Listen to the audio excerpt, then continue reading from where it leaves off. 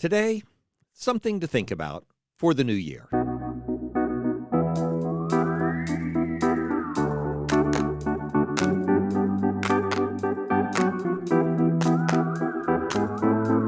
Welcome to Coffee with Creamer, where you get to sit down with our host, Dr. Barry Creamer, for a conversation about faith, life, and culture. We'll look at old ideas through a new lens, turn those culture wars on their head, and paint a picture of the way things could be. If you like your thinking deep and your coffee hot, pull up a chair. You're in the right place.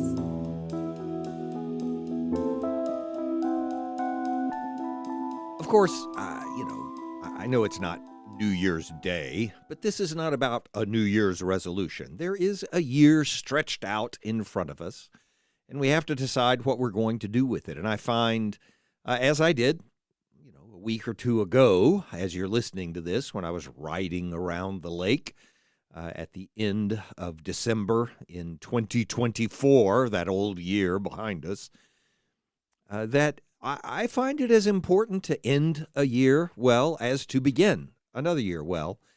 And then that fact that I'm doing both of those at the same time, is sort of a reminder that every single day is a new beginning. Every single day is a new opportunity. It's also an opportunity not to do anything new and just to keep doing what you were already doing. This is the way our lives always are. So what I find most important, for the same reason that a devotional every day is important, getting up in the morning for me and reading the Bible and then practicing Spanish and then whatever else is going on is important because I need to remember basics. It's not like I haven't read the Bible before. It's not like I don't know what it says, but I need to remember the things that are in it every day because every day is this tide that tries to carry me out into this ocean of mediocrity and just continuation instead of agency and action and whatever it is that has given God the inclination to give me another day and another year. There's something he has in mind, and so I'd like to remember what that is. And so this episode, and 2 episodes probably, is about that. It is a reminder of something basic, something I've talked about in a lot of episodes that we've shared together over these years that we've been doing this, that I think is so important. It's worth spending time on again as you look forward to the rest of this year. And it's something I think would be worth reminding myself of, reminding all of us of on a daily basis as well. So what's it about? Well, let me start it by reminding us of a couple of stories. And again, these are so simple. The stories are so well known. The first story I'm going to talk about regarding David is one of the ones you hear as a little child in school when you're growing up all the time, Sunday school, whenever it is. And so I want to go through it again because there's a part of it that we just flat don't understand. We don't read it correctly. And because of that, and again, it's not magic. There's nothing confusing about it. But because of that, we misunderstand what the passage actually says, and therefore what the implication of it is. And so I'll start with David, and then I want to give the same kind of story or the same point in a couple of stories about Jesus, and then how that moves forward to us as well. And that's probably about as far as we'll get today. But then the point of this is to take those stories, which give an obvious focus for what God considers important about our existence in this world, to take those stories and apply them to some current issues that are important and that we're very divided about as a society, that we have a lot of conflict regarding. And I think it's because we've forgotten one of the reasons those things were important to us to begin with. And I'm talking about things as basic as gun control, for instance, and what we think about guns and how important they are, and how one-sided that conversation can be, whether you're in the far right group or the far left group when you're having the conversation, forgetting that there is a reason behind the interest in those things, which can be odd at times. It's like, what is going on? Why is there so much focus on guns? But it's not to get to the point of guns. We'll do it with other topics as well, as you'll see. But that's a good example of what I'm talking about here. Okay, so how on earth do you get there from David and Jesus, right? Well, first, let's just get to David and Jesus. So here's David.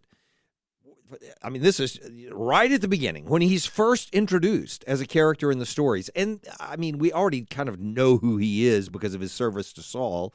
But as soon as he shows up as this potential king for Israel, and we know he's coming to be the king in reading the stories in 1 Samuel 16, when Samuel's actually searching for the next king, when God has tired of Saul's, ambivalence to his will. Then he says, we're going to go anoint another king. So here, go to this house, or go to Jesse's house, and I'll point out the new king. And all of that, this is what happens. Famous story, right? He's going through all the sons. So when they came, he looked on Eliab and thought, surely the Lord's anointed is before him. So Samuel assumes it's going to be Eliab, who's tall and beautiful and powerful, right? So it's bound to be Eliab, and it's not him, right? This part of the story sets us up because of the way we've always heard the story, and because we love underdogs. In our Western culture, not just Western, in our American culture, we love underdogs. And so we're already reading the story saying, so the weak, little, shriveled up, nothing child, that's the one who's going to be chosen. And that's me, and that's us, and we're so, that we just love underdogs. So we're reading the story that way because Eliab is clearly not an underdog. So the Lord said to Samuel, don't look on his appearance or on the height of his stature, how tall he is, because I've rejected him. So this is a good-looking, tall man, and Samuel thinks, this is bound to be him, and the Lord says no, so whoever the Lord's going to choose must be ugly and short, right? I mean, that's got to be the thing. But that's not the contrast. This is the point. That's not the contrast that comes up. So what is the contrast? And this is the same thing. And if I were to go through it in different stories, I would choose the ones where God is saying, David is a man after my own heart. That particular phrase, a man after my own heart, is so strange because David is trying to count the people when God doesn't want him to, and David is killing Uriah because he wanted his wife instead of Uriah being able to keep his wife. And there are all kinds of terrible things he does that you would think these don't reflect the heart of God at all, and they don't. And yet for some reason he says it's a man after my own heart. So we could have taken that tack, but instead we're going to use this expression, the one that pops up here. Because what he says is, the Lord sees not as man sees, as he's correcting Samuel and saying, don't do that. Don't choose based on his height or his good looks. He says, the Lord sees not as man sees. Man looks on the outward appearance, but the Lord looks on the heart. Same point. The Lord's looking on his heart. So this is a man after God's own heart. The Lord's looking on whoever's heart he's going to choose, which turns out to be David. And so we know even in this story, by the time we're done with it, there's something that's revealed about David that shows that God actually prefers the heart he has.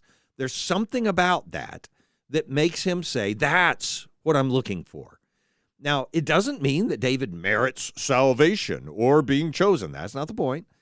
The point is that David is modeling the thing God looks for in people. And so what is that? What is that thing that God is looking for in people? So Jesse calls Abinadab and made him pass before Samuel, and he said, neither has the Lord chosen this one. And then Jesse made Shammah pass, and he said, neither has the Lord chosen this one. And then Jesse made 7 of his sons pass before Samuel, and Samuel said to Jesse, the Lord's not chosen these. And Samuel said to Jesse, are these all? Are all your sons here? And he said, there remains yet the youngest, but he's keeping the sheep. That's not an accident.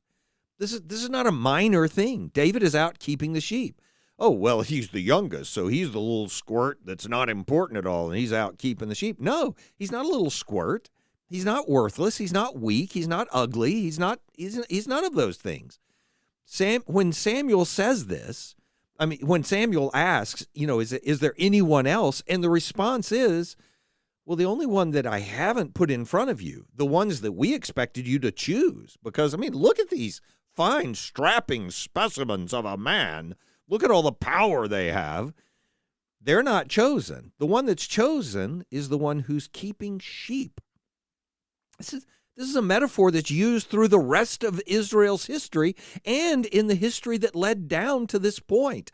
When they're leaving Egypt, they are God's sheep. He is shepherding them, right? The whole point here is that David is keeping the sheep. He's using his power to do something else. So Samuel says to Jesse, well, send and get him. We won't sit down until he comes here. And he sent and brought him in, and he was, and this is the description. He was ruddy, so he's full of energy. He's red, most likely, but he's, vibrant. This is the idea. He's ruddy and had beautiful eyes and was handsome. This is the ESV translation of it. And the Lord said, arise and anoint him, because this is he. He doesn't say, ooh, this one's good looking too. That's not going to work. I need to go find somebody weak. Go find somebody who's not attractive. That's not the point. That's not the contrast. It's not they are powerful and he's not powerful. He has all of their power. What he has is something else too, though. He's caring for the sheep. So Samuel took the horn of oil and anointed him in the midst of his brothers, and the Spirit of the Lord rushed on David from that day forward, and Samuel rose up and went to Ramah. It is not, the contrast between David and his brothers is not that they are powerful or that they are gifted and that he is not powerful, that he is weak, that he is contemptible in some way. That's not the contrast. The contrast is they are expected by the dad, certainly, to be chosen. They have a sense maybe of entitlement. And I think that's defensible. That statement only makes sense because immediately after this is 1 Samuel 16. The next chapter is the Goliath chapter. In 1 Samuel 17, when David shows up, all the other brothers are at the battle and it's fine. Oh, we expect to be here. Of course we're going to be here. We're good at hiding from Goliath and the Philistines. Anyway, but when David shows up, where are those few little puny sheep you take care of? You're supposed to be with them. What are you doing out here? You just want to see the battle. That whole spirit of entitlement, we are the ones who get the glory. You should stay behind with those weak little nothings that you're supposed to take care of. They have a sense of entitlement. David, in contrast, is powerful. Again, he's already ruddy, has beautiful eyes. He's handsome. This is in the original part of the story. It goes way beyond that. We'll talk about it in just a moment. But he is already powerful, but he's tending sheep and almost overlooked in the process of tending the sheep because he's out there doing it. He's almost overlooked in the process of becoming king. Well, why would you choose him? He's not even present. Must be present to win, right? So anyway, the point is, he's taking whatever power he has. And of course, this is what emerges in the story with Saul when he's talking about going out and facing Goliath. He doesn't say to him, I know I'm tiny, but I'm going to pray hard, and I think Goliath will just fall down. He says to him, I've killed lions that were trying to kill my sheep. I've killed bears when I had nothing but my bare hands. I protected the sheep. Now, I have coyotes in my neighborhood. I'm not facing a coyote with bare hands. I'm not doing anything like that. David is a powerful warrior already. The fact that he's skilled with a piece of technology, the sling, which is an important part of war technology in that era, and I'm including among others in the Mediterranean basin. The fact that he has that just makes him more powerful. The whole process is that this man who has all kinds of power is using it to take care of sheep. And that statement in verse 7 that when the Lord is telling Samuel how to choose the next king, the Lord sees not as man sees. Man looks on the outward appearance, but the Lord looks on the heart. It's not about the fact that the outward appearance was different. It's about the fact that there was something different in his heart. What was different in his heart? And obviously, I'm making the point that what's different in his heart is that his power is for the sake of the things that are neglected by everybody else, the weak, those who are overlooked by everyone else. That's the difference in his heart. When he's slaying Goliath with tremendous power, the power I was just talking about, that he is a powerful warrior. He's not as tall as Goliath, but neither was anyone else. Everyone else is cowering in front of him because he's such a large man. But when he kills Goliath, I mean, he's not being presented as the way we, hear it growing up in Sunday school. And I've talked about this before, so I won't dwell on it, but he's not being presented as a scrawny kid who wins in some weird way that nobody could have expected. Nobody did expect it because Goliath is so enormous. But David, because of his skill with a sling and a stone, kills Goliath dead. And then cuts off his head. I could have made a rhyme out of that, and I didn't. You should be grateful. The point is, he's powerful in doing that. And in that power, he goes forward to reign as this king, the impending king for a good while Saul is still alive, but then the king over Israel, who is the mighty warrior. He is the Achilles of the Old Testament. He is the mightiest warrior. And in fact, that description is so important for us. Yeah, he's a poet. He's a psalmist. And we celebrate his artistry just like the Old Testament celebrates it. Even in 2 Samuel, in the description I'm about to give you about his power. His artistry is a beautiful part of who he is. But it's a beautiful part of who he is because he's also so powerful. That's part of what makes it what it is. So in 2 Samuel 23, you should read this sometime. In 2 Samuel 23, this is one of those things where you start reading it and it's like, this is weird. Why are we hearing about this stuff? Or maybe you don't think of it that way, but if you think of it in the context of the Mediterranean basin, of all the people groups that are there and who all have their stories of the mighty men who live among them, then you read this and you go, well, this kind of chronicle of all the powerful men and the warriors who did these unbelievable things that almost seem mythical, that kind of stuff. The fact that it's in 2 Samuel 23 is weird, but it's important for this reason. So first of all, let me remind you what it is. So what they do is give a chronicle, a chart, a list of the mighty men, David's mighty men.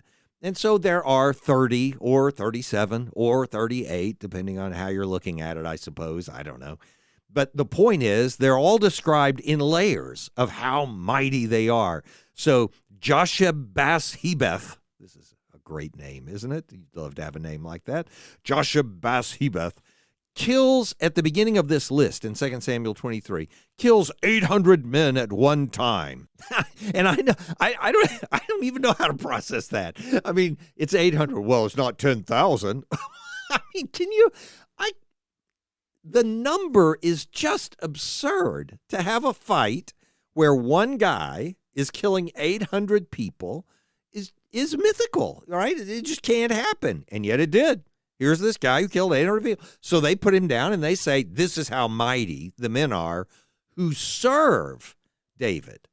And he's the mightiest.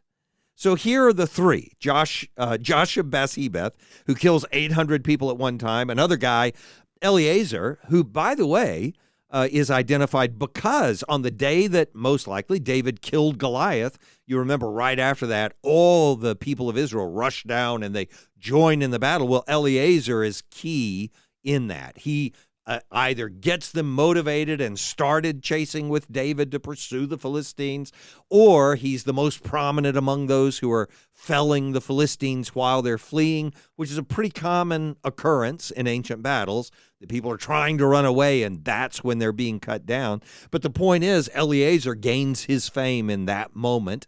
Shammah, the third, who's mentioned among the mighty men, stands his ground. Everyone else in Israel, they're having this battle with Philistines at some point. We don't know exactly when or where, or at least I don't. But we're having some battle with the Philistines, and everybody else realizes they're losing, and so they start running away. The Israelites start running away.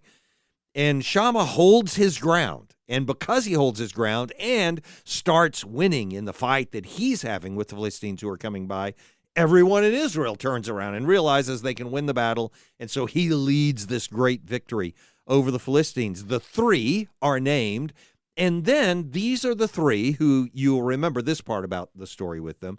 They're the three who, when David says, oh, I wish I could have a drink from the water that's in Bethlehem, these three take it seriously. They're like, we can do whatever we want. And so they go down to Bethlehem and they get water for David from the gate, which they then return to him. And he's like, oh, you think, by the way, so I don't want to fail to mention this. This is how selfless David is in this process. Yeah, he wants it, and yeah, he's got the power to get it, and these people who have power themselves are willing to use it for his sake, and he's like, that's not why we have this power. You're not getting water for me. That's not what I'm going to do. That's why he pours it out on the ground, remember? Those are the three who went down and did that for David. And then he pours out the water in front of them, making the point that the power is not about what we can get for ourselves. David, among those three, David is mightier. He's the one. While they're standing there cowering in front of Goliath, he's the one who goes out to the battle. No one questions David's prowess in battle. No one wonders if he's the mightiest of the mighty. He is the one. David is even mightier than the three. And the three, in the rest of that chapter, you have this description of the other 30 or so who are just, they're all accomplishing these absurd feats of strength and power. He's killing this and that and doing this and that. And you get to the end of the story, and what it says is, but none of these obtained to the three. Well, the three didn't obtain to the one. That's the point, that you have all these mighty men who are practically mythical in the scope of their power, and none of them are as powerful as David. And he won't even use their power to drink the water they already obtained for him. This is how much his power is not about him, but about others and what he does for them. And so a story to make that point, which when we're introduced to David, we're told that he's taking care of the sheep. That's what he's doing. That's why that story is so important. He keeps the sheep. This is who he is. He has power, and he uses it for those who are completely vulnerable. The sheep have nothing. No sheep ever said, I killed the lion when it was trying to take my siblings. That just doesn't happen. So David protected them. This is the same thing that happened, and this is so important when it happens. This is the same thing that happens when David he's trying to serve Saul. He's trying to just do well for the kingdom of Israel. When he becomes Saul's enemy, and you have this whole story of him going and getting the sword from the priest at Nob, and then the slaughter of the priest at Nob from Doeg, which is at the end of 1 Samuel 22. And the slaughter of those priests, remember, is because Saul's trying to keep the power for himself. Oh, these people have turned against me. I'm not going to be able to keep the kingdom. We're going to protect our kingdom no matter what. He's using the power for himself. And so he wants his own servants to kill his own servants from Israel to kill the priests of Nob, because at Nob they gave the sword of Goliath to David, right? So he wants that to happen. They won't do it, but he turns to Doeg, this Edomite, not an Israelite, but an Edomite who's serving Saul, using his power for Saul. And he kills all the priests of Nob except for one of the sons of Ahimelech. This is in 1 Samuel 22, verse 20. One of the sons of Ahimelech, the son of Ahitub, named Abiathar, escaped and fled after David. And Abiathar told David that Saul had killed the priests of Yahweh. And David said to Abiathar, I knew on that day, when Doeg the Edomite was there, that he would surely tell Saul, I have occasioned the death of all the persons of your father's house. There's a story in there about taking responsibility, but different day. Stay with me. This is what he says to Abiathar. Stay with me. Don't be afraid. For the one who seeks my life seeks your life. With me, you'll be in safekeeping. He is accepting into his responsibility the care for someone whose life is forfeit before the most powerful person in the land, aside from David, the king, Saul. And that's David's life. That's his story. That's his ministry. We could tell other stories that are the same. I mean, when a person with no power whatsoever is throwing rocks at him and his mighty men want to kill that person, David is saying, no, you don't do that. We don't do that. You let him throw, let him curse me. If God has chosen to reject me from Jerusalem so that I have to flee into the wilderness, who am I to challenge this man who's just throwing stones and curses at me? Regarding Shimei, I remember.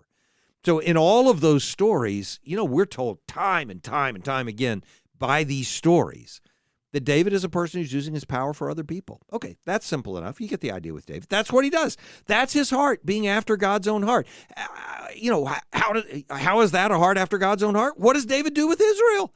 Israel is a weak nation with no power, living in the land of power. Egypt in the ancient world is the place of power. And who does God choose? Israel. He takes Israel and takes up their cause and gets them out of Egypt so that they have their own land. This is what God does with his sheep in the wilderness as he takes them into their own land. David is just imitating God's heart, and over and over, it's exactly the same thing. So when Jesus comes, it shouldn't be a surprise to us that this is what he does, right? So again, these are basics. We all know this. We just need to be reminded of it, that this is what we do. And as I'm thinking about it, I'll say this before I get to the Jesus story to make the point. I need to remind myself of this every year. I have some things that allow me to help other people. I have power. I have resources. I have influence. I have opportunities. I have some power. The question is, what am I going to do with it? And that's at the beginning of every year. It wouldn't be bad. At the beginning of every morning, it wouldn't be bad for us to take a little list of all of the things that we have and say, what am I going to do with these things?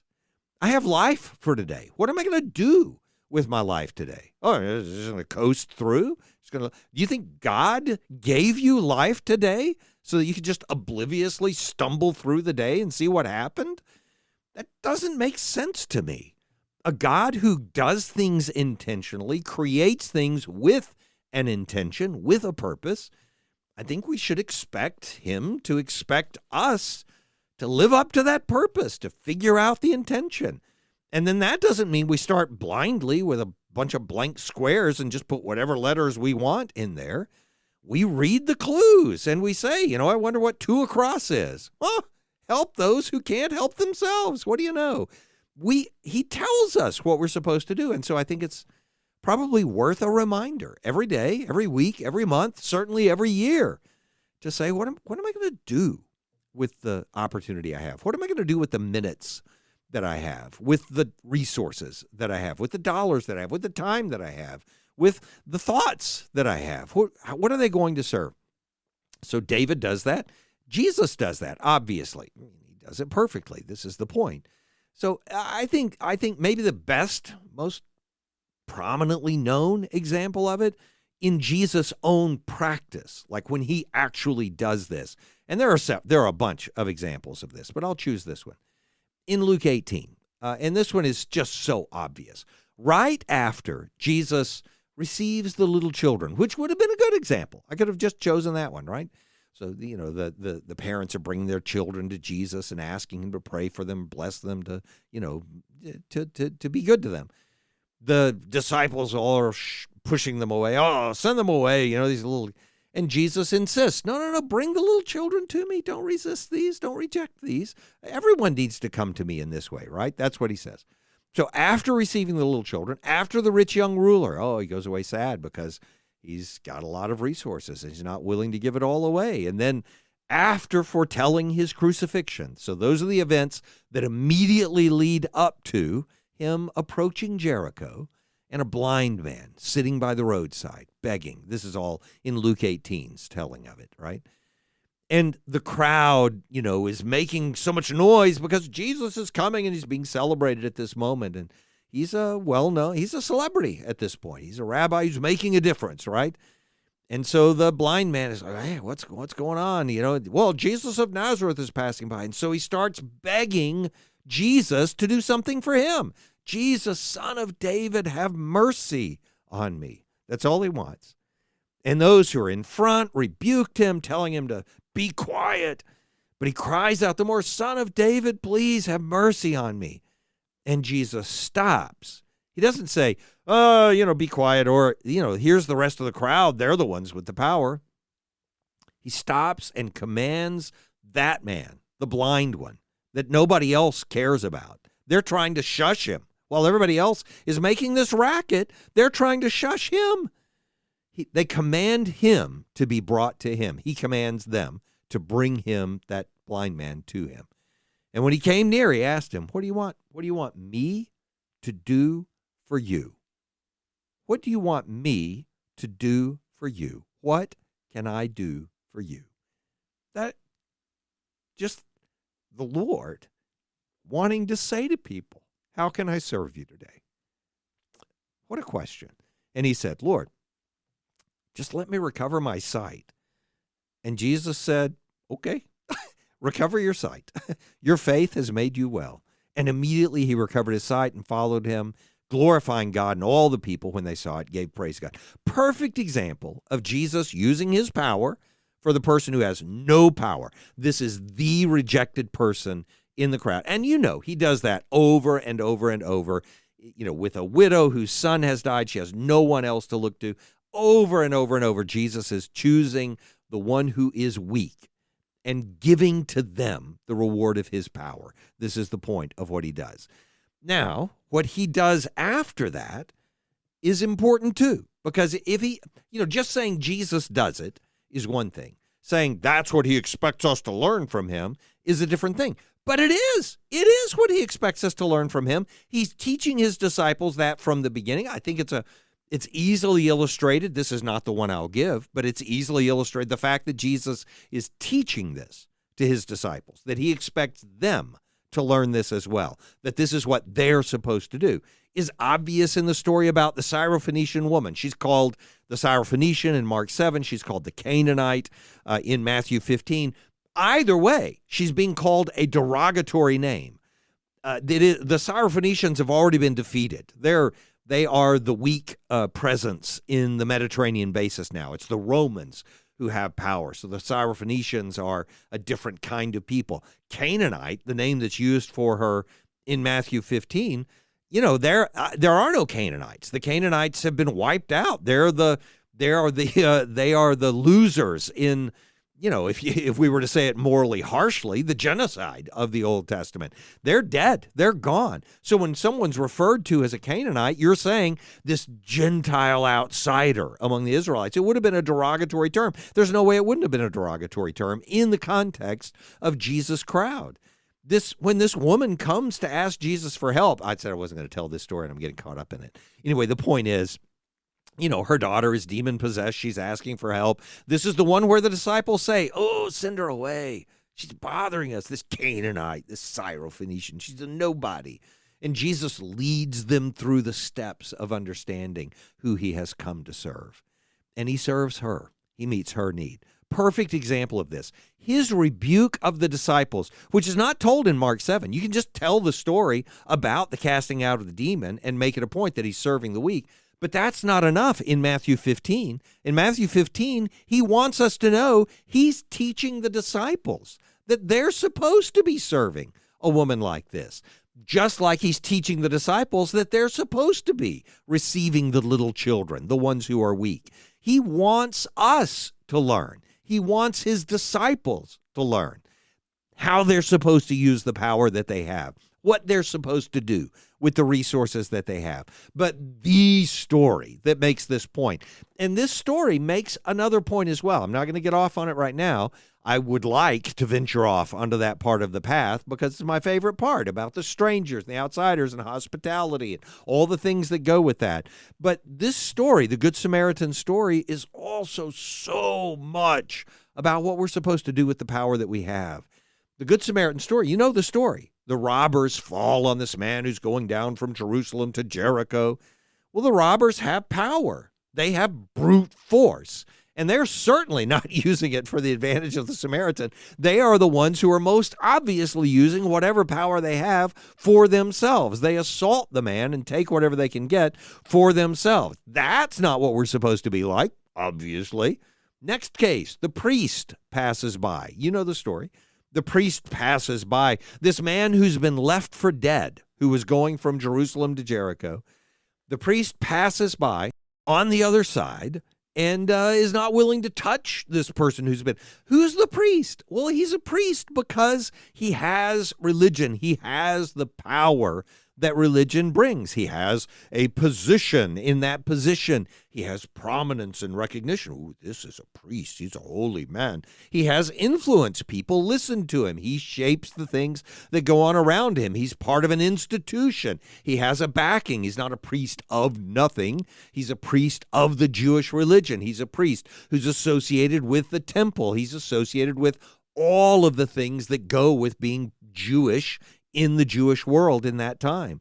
He's a part of history. He's part of the narrative of history. He's part of Israel's background. He has a purpose that he's able to share with other people or withhold from them in whatever way he wants to do that. This is who he is. So as the priest is passing by on the other side, we're given this example of a man who has power and he's not using it for the people who need it, those who don't have it, the person who's been left half dead on the side of the road or in the road. Next man who passes by, a Levite. You know, you kind of always feel like, well, there's a little redundant in it. I mean, the priests come from the Levitical class. But if you understand, he's pointing out the people who have some form of power and aren't using it for the person who doesn't have that power. This man who's crumpled on the side of the road obviously didn't have the brute force to defend himself, and he's not able to. And so people use their brute force and they overcome him. And this man doesn't have anyone to appeal to intercede on his behalf, to stand and use his influence to say, oh, let me just send you to this. They'll meet your needs. He's overcome, and a priest who does have that power doesn't use it for his behalf. And then a Levite passes by, and the Levite, not a priest, a Levite, he's in that group of people. What he has, the Levite, is prestige. He has a lineage. Remember, out of the 12 tribes of Israel, God chooses one of those tribes to set aside for himself. They don't even receive an inheritance in the land in the way the other tribes do. Oh, everybody gets this region, that region. They don't get that. They get a portion of every tribe's region because they're set apart for God. And in being set apart for him, they don't receive the inheritance everyone else receives. Of the 12 tribes, they are the sacred tribe. So they have the prestige of having been set apart for God. They have, therefore, a historical record of their lineage. To be a Levite meant you knew your heritage. You knew who you were. Remember this man, and again, it's just a story that Jesus is telling to make a point. It's an illustrative story. The man in the story that travels from Jerusalem down toward Jericho and is taken upon by robbers, and beaten half dead, we don't know anything about him. We don't know his history or his lineage. If we were telling this story about Melchizedek, we'd be saying he has neither lineage nor patronage. We don't have anything about him. The Levite does. The Levite has prestige, he has lineage, he has history, he has all of this power, and what does he do? He passes by on the other side of the road, doesn't use it for him. And then we get to a Samaritan. He doesn't have the purity of religion that the priest has. He doesn't have the Levitical prestige or lineage that the Levite has, obviously. In fact, he's polluted all of that, so what power does he have? He has resources. He's literally got money. He's got resources. He has the ability to help this man. And with his power, he becomes the model of what we are supposed to do. Literally, the words, go and do likewise, come from this story. Go and do likewise. Like what? The priest? No. The Levite? No. The Samaritan who used his power. And obviously, the point is the priest should have been like the Samaritan. Use your power to help the man who needs help. The Levite should have been like the Samaritan. Use your power to help the man who needs the help. And the Samaritan is. So the Samaritan uses his resources and money for the one who needs it, someone else, someone other than himself. And that someone else, by the way, is the epitome of powerlessness. He has nothing to take care of himself whatsoever. And if we were to go beyond, that's the Good Samaritan story, to make this point, that Jesus, when he's being asked a question about who is your neighbor, and there's so many important elements of that, how far the love we're supposed to have for others goes and so on, and what that love means. What that love means is, in this case, use your power for the people who don't have it. Use your power for the weak. This is the goal. And it's exactly the same point that Paul is making, and I'm going to conclude here for the day. The fact that Paul says to Timothy when he's talking about the wealthy, charge those who are wealthy in this world. This is in 1 Timothy 6, he's speaking to them in Ephesus. How are you supposed to pastor your congregation? You've got all these people with money, and they can pursue that. They can be lost in their pursuit of money. And, you can have a lot of corruption that comes out of that. It's the root of all evil and all that stuff. All of that is followed by him saying, so what do you tell the wealthy person? That money is evil? No, that's not the issue. You charge those who are wealthy in this world, first, not to use their power for themselves, not to be high-minded about it. Ooh, look at all that I have. I can get whatever I want with this. Not to be high-minded about their money, but to distribute it, to use it for those who don't have that power. That's what we're supposed to do. I'm just using that as an example that even when we get past Jesus himself saying, this is how I lived my life, you ought to go and do likewise, which is a pretty clear lesson about the way we ought to look at what we have in this life. Even if we go beyond that to the epistles themselves, to the letters, where we're just reading disciples, apostles, following disciples, one generation after the next, then we can imply from it. What are you supposed to do? Man, learn to use the opportunities, the occasions, the resources, the wherewithal that you have for the sake of the people who don't have those resources, who don't have them, to use your power for those who don't have it. If there's nothing else we can start with, and we certainly ought to do this, we can start with this year. It ought to be a reckoning of whatever power God has given us. And again, he gives us all kinds, whether it's financial or temporal, just the fact that we have time on our hands, that we have a vehicle, that we have whatever we have, but also that we have connections and influence and ideas, that we start to think about how we can use those things for what God wants to accomplish among those who don't have those things. That's a starting point. And then where I want to go with that next, and we'll talk about it in the next episode, is what it means for us. I mean, look, in the way we think about policies and the way we think about how we live in the world right now, one of the I mentioned guns to you, but it's the same thing goes on with free enterprise, with the whole world of deregulation and thinking about corporations and all the power that goes with that. And the conservatives want no restrictions at all. And the progressives, or liberals as people talk about them, they're trying to have government clamp down on these things. I want to put that in the context of the powerful and the weak, and not in a way that just says, oh, well, the Republicans are right and the Democrats are wrong, or the Democrats are right and the Republicans are wrong, but that says, do you remember why we value those things? Why do we value the deregulation? And then why do we value regulation? Not which one is right and which one is wrong, but why did we value those things? And there's actually a really strong Christian biblical value base to a lot of the arguments that are being made in favor of both. And if we could recognize that, then the underlying current of what God has given us and the responsibility he's given us might finally break through and seep from the ground like this spring of fresh water out in the middle of the desert. That's what I'm hoping we can find somewhere along this conversation. We'll take another stab at it in the next episode.